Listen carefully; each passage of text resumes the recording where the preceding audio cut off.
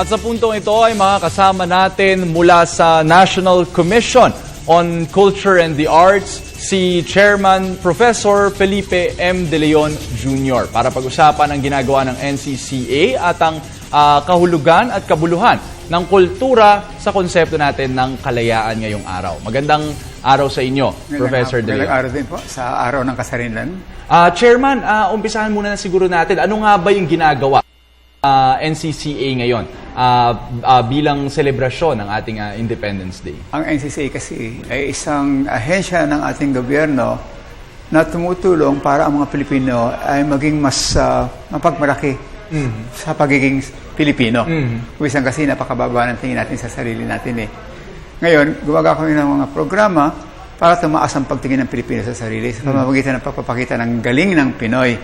At ang programa namin sa Araw ng Kasarilan, meron kami mga programa sa iba-ibang malls, sa Kamaynilaan, na nagtatanghal kami ng mga dula para pakita ang galing ng Pilipino, paano tayo nagtutulungan, at mga awitin na pumupukaw ng pagkamakabansa.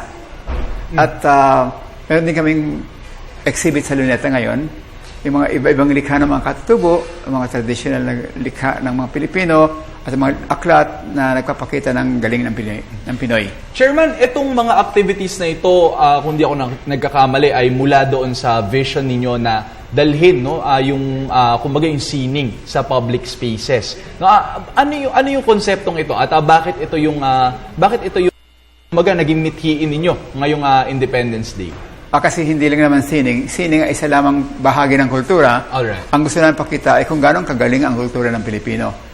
Maraming larangan yan sa siyensya, teknolohiya, although ang aming focus ay sining sapagkat madali namin mapapakilala. Sa umpisa pa lang, marami na tayong likhang sining, talagang napakagaling mapagmamalak natin sa buong mundo. Ang ating mga saya, ang ating musika, palagi na nanalo ang mga choral groups natin sa mga international competitions. At marami tayong mga likhang sining sa katutubo, mga traditional na kultura, yung mga banig natin, yung mga basket natin, mga parol natin, mga pinakamagaganda sa buong mundo yan. At pag nakita natin kung gano'ng kagaling tayo sa kultura, magiging mas proud tayo. Yung pride in being Filipino, yan ang basis ng commitment to the nation. Pag walang pride, walang commitment. Ang commitment na pinanggagaling ng excellence. At yan ang magpapatunay ng kagalingan ng Pilipino, magpapatuloy din ang pag-unlad ng ekonomiya. Yan ang fondasyon ng ekonomiya yung galing ng mga produkto natin. Chairman, doon sa mga gagawin ninyo mga dula, sa SM malls at sa Luneta, ito ay mostly focused sa musika, tama ba, Mostly Chairman? focus sa musika, sayaw at dula.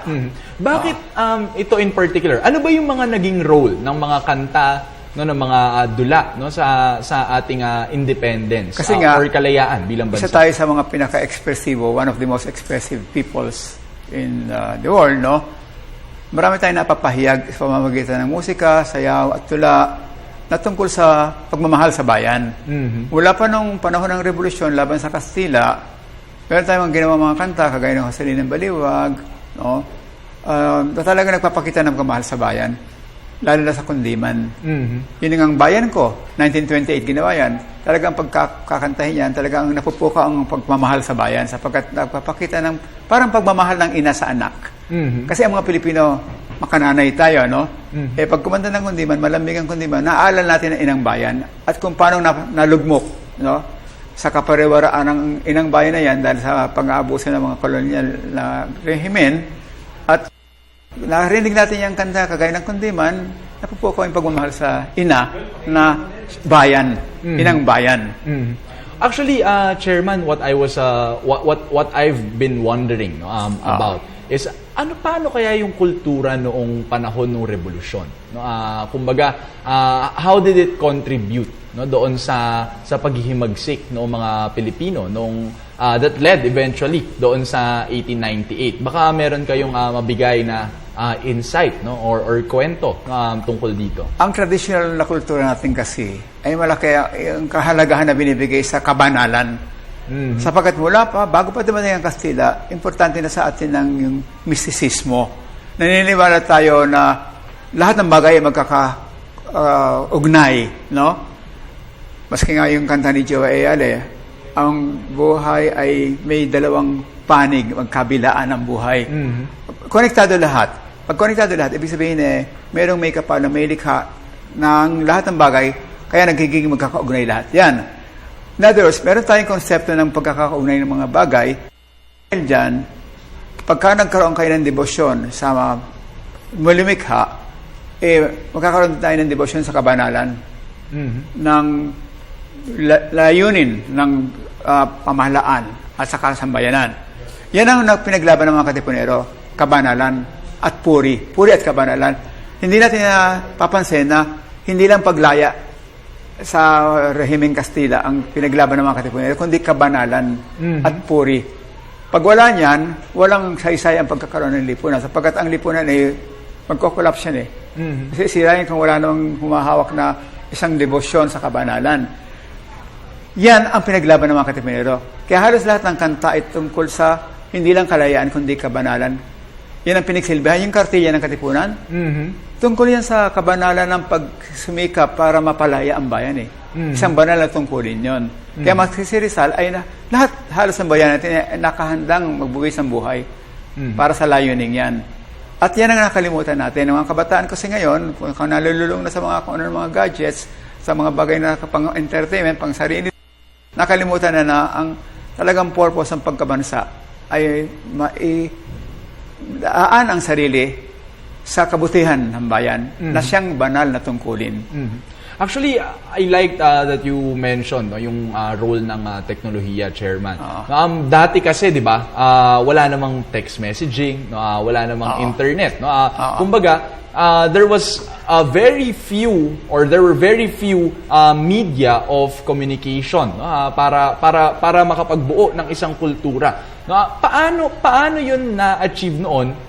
And yet ngayon na supposedly mas marami na tayong medium of communication, nawawala ayon sa inyo, nawawala yung kultura ng kabanalan o yung pagpapahalaga sa kabanalan at puri. Kasi yung medium of communication natin, hindi pseudo communication lang naman yan Hindi naman totoo yan Halimbawa, nakatanggap ka na smiley. Yung smiley yan, talaga bang tawa ng tao yun? Simplistic symbol lang yun ng pagngiti. Pantalang pag face-to-face, kuha mo yung nuances, yung subtlety ng yung ngiti. Anong klaseng ngiti? Merong ngiting paasar. Merong ngiting talagang sincere. Merong iba-ibang klaseng ngiti. Ilang klase ng ngiti? Siguro may 100 klaseng ngiti. Hindi makukuha yan sa teknolohiya. Sa emoticons. Hindi makukuha sa emoticons. Mas anong pang klaseng advances sa teknolohiya of communication? Artificial yan. Hindi totoong communication yan. Ang totoong komunikasyon ay yung heart-to-heart, face-to-face communication. At yan ang ginagawa ng mga Pilipino noon. Kaya, hindi lang sa komunikasyon, sa harap-harap, hindi pagsulat. Nawala na tayo ng art of writing. Sapagkat sa pagsulat, talagang buhos na buhos ang kalooban mo riyan. Texting, anong klaseng pagsulat yan? Wala naman lumalabas na emosyon halos dyan. Hindi naman napipiga ang utak mo riyan. Kaya nga hindi totoong komunikasyon yan. Hindi totoong advance. In fact, the more we have this technology, lalo nagkakaroon ng social isolation. Lalo nagte-text sila, wala nang kausapan. Right. Dati, pag kumakain, nag-uusap yung mga miyembro ng pamilya. Ngayon, nakatingin sa TV. Hindi komunikasyon yan. Or nag-iPad. Ano lang yan, for information lang, hindi talagang komunikasyon. At lalo na walang emotional level yan. Alright, Chairman, siguro bigyan nyo naman ng ating mga tagapanood ng mensahe ng NCCA para sa selebrasyon ngayong araw ng kalayaan. Ang talagang importante ay makita natin ang galing ng Pinoy. Sapagkat matagal na ang Pilipino ay mababa ang tingin sa sarili. Pag mababa ang tingin sa sarili, hindi magkakaisa-isa ang mga Pilipino. Ang dahilan ng pagkakaisa na maski anong bansa ay nakakakita sila ng mga mabubuting katangian. Yung achievement ng Pilipino, yung galing ng Pinoy, marami yan. If tutok natin ang ating pananaw, paningin sa mga galing ng Pilipino, sa iba't ibang lugar ng Pilipinas. Ang galing natin gumawa ng mga lilok sa kahoy, ang galing natin sa banig, ang galing natin sa parol, sa San Fernando, Pampanga. Magaling tayo magdiwang sa pamamagitan ng sayaw at musika at tula. Ang dami-dami nating tradisyon. Lalo maski sa panggagamot, yung hilot. Yung hilot natin ay kakaiba, hindi basta muscular pressure yan, kundi merong parang acupuncture effect yan Malalim. At yung mga ugali natin, yung debosyon sa patron, isa sa pinakamatibay sa buong mundo. Saan kayo makakakita ng isang prosesyon na halos milyon ang kung ilang milyon ang sumasama sa prosesyon? Napaka-spiritual ng Pilipino. Lalo yung konsepto ng kapwa. Yan ang pinakamataas na sa buong mundo. Walang ganyan sa kanluran. So, sad to say, sorry to say, na buong Western culture ay wala yung konsepto ng kapwa. Ano ibig sabihin ng kapwa? Ang kapwa ay sarili din. Ibig sabihin, pag lahat ng tao ay hindi ibang tao, magkakaisa-isa tayo, walang away. Yan ang mensahe ko, na buhayin ang konsepto ng kapwa. Batayan ang pagkakaisa ng mga Pilipino at batayan ang pagsisilbi sa bansa. Okay, napakaraming insights mula kay Chairman Felipe De Leon. Maraming salamat sa inyo, Chairman. Maraming salamat din po. Yan po si Chairman Professor Felipe M. De Leon Jr. ng Pambansang Komisyon para sa Kultura at Mga Sine.